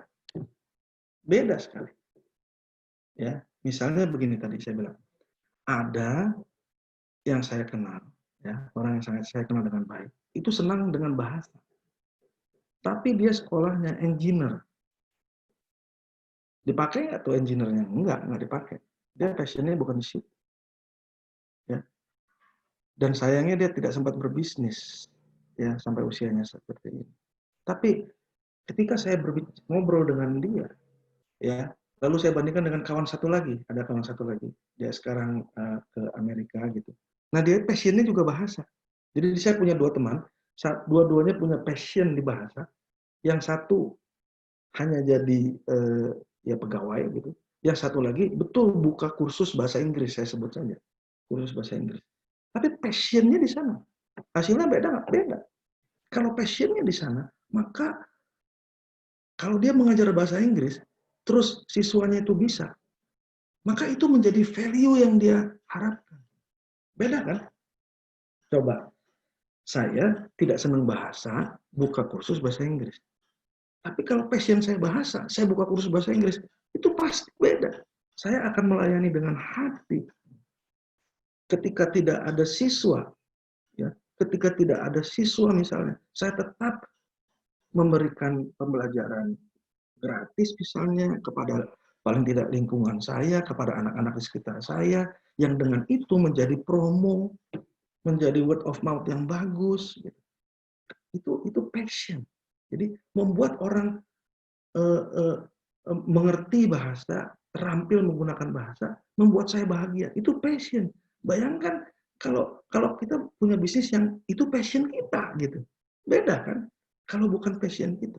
Apalagi saya suka bikin kudapan itu makanan ringan yang kudapan orang Sunda zaman dulu, baheula. Saya suka. Sekarang trennya udah beda ya. Kalau dulu makan cireng itu kampungan, apalagi makan seblak kampungan, apalagi makan ali agrem kampungan. Sekarang yang saya sebutkan tadi udah masuk ke toko-toko yang bagus. Bayangkan kalau saya menjual yang saya sebutkan tadi dengan passion atau tanpa passion, beda kan? Karena dengan passion kita akan membuat sesuatu, meng-create sesuatu itu dengan sepenuh hati. Akan lebih daripada ekspektasi orang. Nah, itu yang saya bilang, kalau kita bisnis dengan di tempat yang di sektor-sektor atau jenis-jenis yang menjadi passion kita, itu hasilnya akan lebih optimal. Oke, lalu sekarang terkait dengan pertanyaan tadi, ini di era pandemi, bagaimana bisa survive? Oke, yang pertama, pandemi itu bukan cuma di kampung kita, bukan cuma di kota kita, bukan cuma negara kita, ini seluruh dunia. Seluruh dunia. Jadi kalau kita strategi jangka panjangnya adalah strategi bertahan. Strateginya jangan berkembang dulu. Bertahan saja itu sudah cukup baik. Kalau kita sudah mau bertahan, baru kita pikirin plusnya apa. Itu yang saya bilang dengan one step ahead. Ya, berpikir satu langkah di depan yang orang lain pikirkan. Saya punya mahasiswa, dia bisnisnya kerudung, lalu saya panggil, kamu bisnis apa? Kerudung. Wah, saya bangga dengan kamu. Ah, yang benar Pak? Iya, saya bangga ada mahasiswa saya yang sejak mahasiswa sudah berbisnis. Asal kamu harus bisa bagi waktu. Lalu dia seperti mahasiswa yang lain, seperti bisnis yang lain. Ketika bisnis kerudung itu turun di era pandemi ini, dia beralih ke buat masker, ya, buat masker. Coba kita perhatikan, masker apa yang dibuat? Masker biasa kan? Ya nggak? Masker biasa. Nah, yang saya maksud dengan berpikir one step ahead adalah ketika masker biasa ini sudah banyak, jangan bikin masker lagi. Jangan bikin masker seperti itu lagi. Bidiklah pasar yang lain. Ada masker apa? Masker batik. Ada masker premium. Gitu. Nah, jadi ketika kita melihat orang lain telah sampai titik itu, kita harus berpikir one step ahead dari itu untuk bisa survive. Tapi, kalaupun kita tidak bisa berkembang dalam era pandemi seperti ini, nggak usah sedih. Semua orang mengalaminya. Mudah-mudahan insya Allah kita bisa keluar dari pandemi ini di awal tahun depan dan bisnis kita membaik. Saya kira itu Pak yang bisa saya sharekan. Oke, terima kasih Pak Julius. Sekarang mungkin karena sudah banyak pertanyaan dari Siasa, saya coba beralih ke pertanyaan dari mahasiswi quiz. Assalamualaikum, saya Farida dari quiz. Saya mau bertanya, apakah seorang freelancer itu juga merupakan seorang wirausahaan atau usahawan? Seperti contoh, seorang graphic designer, program freelancer, dan banyak lagi. Saya kira ini pertanyaannya bisa ditujukan ke dua narasumber kita, yaitu Pak Fidaus maupun Pak Horas. Silahkan Pak. Mungkin Pak Fidaus dulu deh, duluannya Pak. Okey, baik. Bismillahirrahmanirrahim. Terima kasih Cik Farida.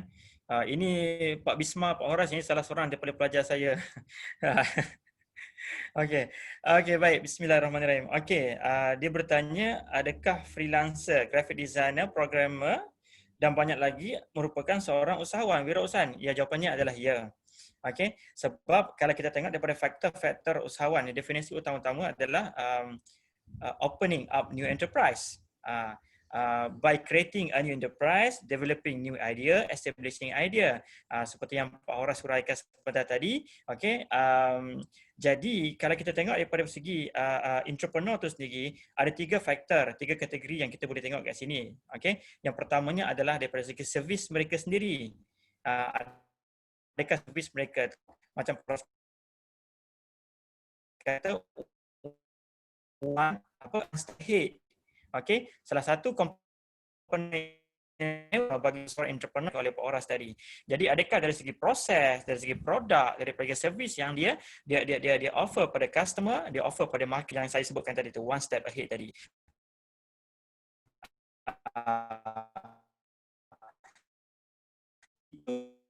Yang keduanya ciri yang entrepreneur ni adalah unik. Ini berbeza di antara makanan restoran. Sudah pasti restoran A dengan restoran B mempunyai perbezaan, mempunyai kata apa, restoran A mungkin jual makanan Padang contohnya. Jadi restoran B mungkin menjual makanan Malaysia, makanan Kelantan contohnya. Jadi itu juga antara restoran tersebut. Kita freelancer ataupun graphic designer, programmer.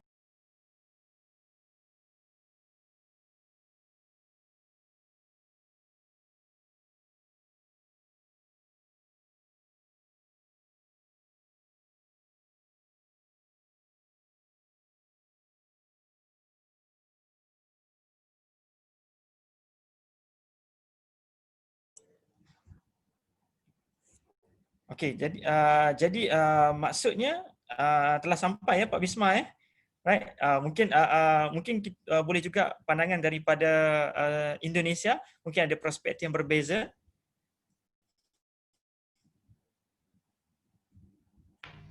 Silakan Pak Horas. Ya, baik. Terima kasih. Mohon maaf, saya tadi tidak mendengar secara jelas. Mungkin ada gangguan internet dari saya. Jawaban dari Pak Muhammad Firdaus. Tapi saya hanya akan menambahkan sedikit saja jawaban dari Pak Muhammad Firdaus atas pertanyaan apakah betul ya saya menyebutkannya Cik Farida gitu ya? Betul ya, Cik Farida ya. Pertanyaannya kalau saya tidak salah tangkap adalah apakah freelancer itu termasuk wirausahawan atau tidak? Sebelum saya menjawab itu, tadi message yang ingin saya sampaikan adalah para mahasiswa yang berusia 18-25 ini adalah saat yang tepat bagi Anda untuk berlatih menjadi seorang wirausahawan. Pertanyaannya adalah, apakah semuanya akan menjadi seorang wirausahawan?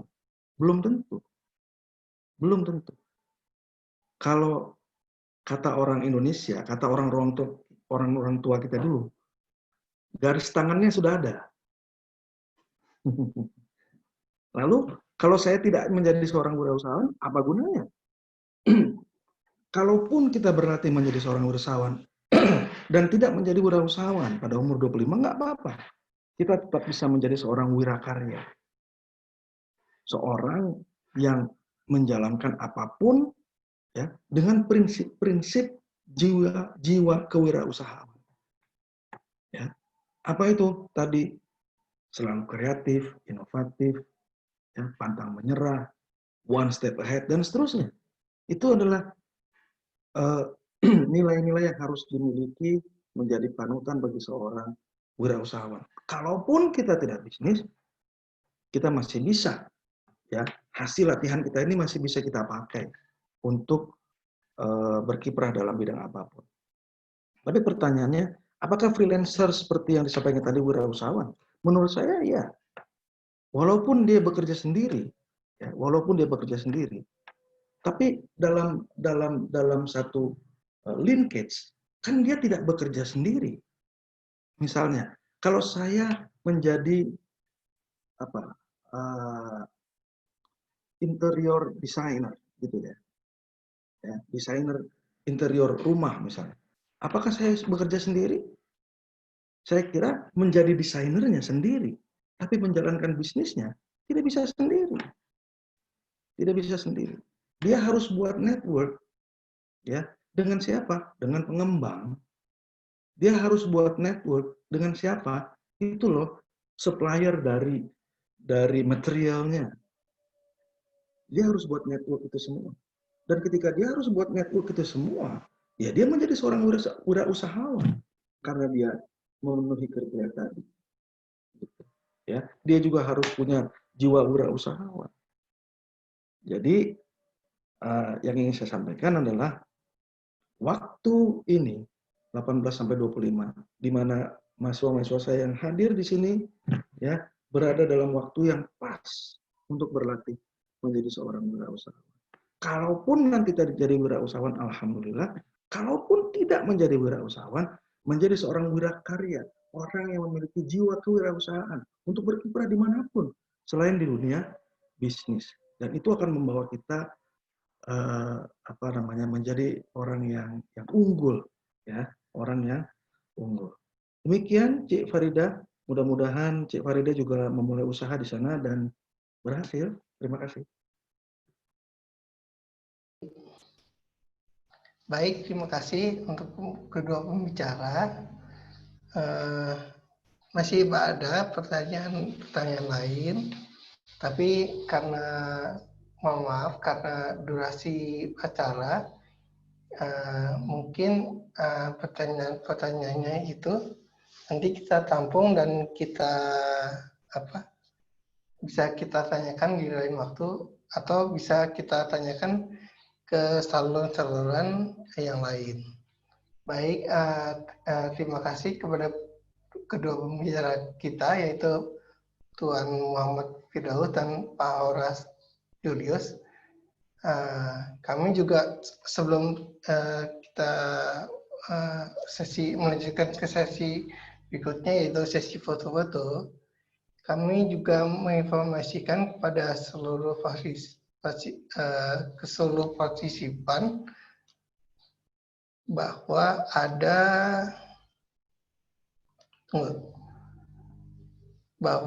tanggal 24 Agustus yaitu pada hari Senin ada webinar selanjutnya yaitu maaf kepotong ini. Jadi tentang business sustainability in pandemic. Jadi kalau hari ini kita bicara tentang kewirausahaan dari sisi akademisnya, dan nanti mungkin pada hari Senin itu topik ini akan lebih dikupas lebih dalam oleh narasumber-narasumber kita, baik yang seorang akademisi maupun seorang praktisi. Nah, acara ini akan dimoderatori insya Allah oleh Bapak Devi Widya Apriandi, SE, MBA. Juga merupakan Kaprodi dari Kaprodi Manajemen dari SCISA. Baik, mungkin sebelum kita berakhir, mungkin ada si foto-foto Pak Oki. Siap Pak, terdengar Pak?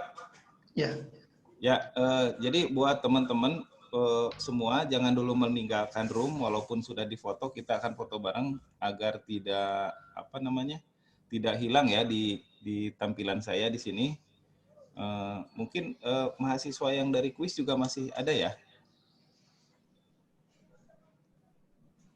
Ya. Ada. Bisa dimulai kapan Pak di fotonya sekarang? Ada. Kang ya, terima kasih. Ada. Ya, jadi boleh dinyalakan videonya bagi yang belum muncul ya. Jadi kita akan lakukan sesi foto bareng. Nyalakan saja Pak. Baik. Jadi kita akan lakukan foto bareng. Ini di sini ada 7 layar di saya.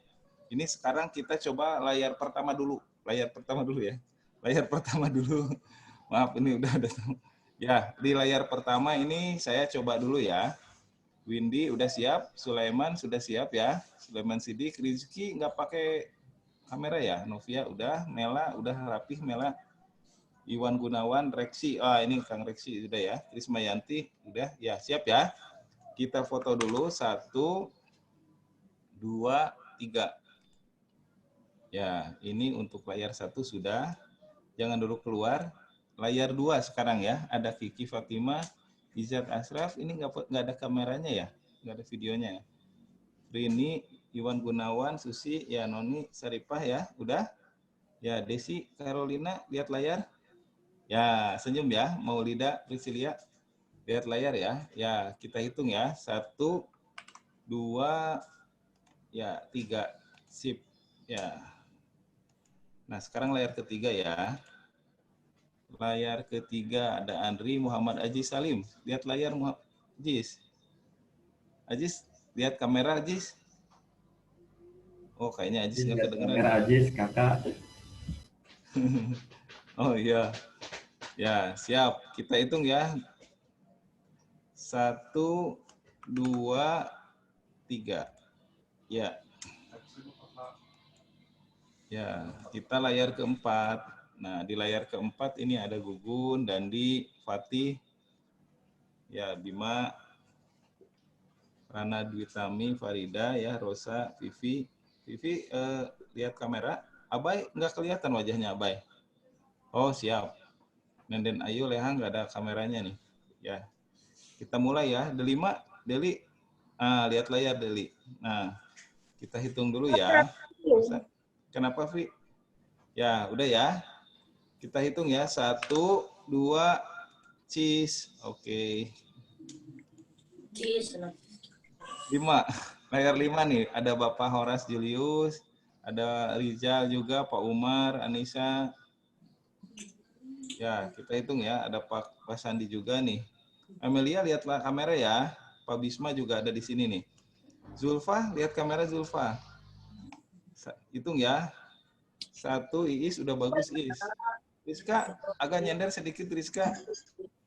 1, Anissa Puspita, ya sip. 1, 2, cheese. Oke. Layar kelima ya. Sorry, barusan layar kelima, sekarang layar ke-6. Nah, layar ke-6 Nabila, lihat ke layar. Oke, jangan dulu keluar nih, jadi berubah-ubah di sini layarnya. Ada Bapak Muhammad juga di sini nih, Muhammad. Ya. Hitung ya. Andre Sujana, lihat kamera. Ya, hitung ya. Rizky, lihat kamera ya. 1, 2. Sip. Ya. Nah, layar terakhir. Layar terakhir ini kita sisanya ya. 1, 2. Ya, sip. Ya, silahkan. Nanti bisa diakses fotonya, di sharing sama saya di cloud ya. Baik, terima kasih. Sudah mungkin segitu. Assalamualaikum warahmatullahi wabarakatuh. Waalaikumsalam. Terima kasih, Saudara Uki. Sekali lagi saya berikan terima kasih dan aplaus sebesar-besarnya kepada kedua pembicara kita. Mohon maaf kalau ada banyak kekurangan atau kata-kata atau perbuatan yang salah. Terima kasih. Assalamualaikum warahmatullahi wabarakatuh. Waalaikumsalam. Terima kasih. Terima kasih, Bapak. Terima kasih, Bapak. Semuanya, jumpa saya. Terima kasih Assalamualaikum. semuanya. Pak Muhammad Firdaus, terima kasih. Bye. Pak Gugi, Pak Bisma, mahasiswa-mahasiswa di Subang dan di Malaysia. Please. Ya, terima kasih Pak. Terima kasih Pak Horas. Terima kasih, Bapak. Terima kasih Pak Muhammad Sabri, Pak Firdaus. Assalamualaikum. Terima kasih semua. Assalamualaikum. Waalaikumsalam. Waalaikumsalam warahmatullahi wabarakatuh. Waalaikumsalam.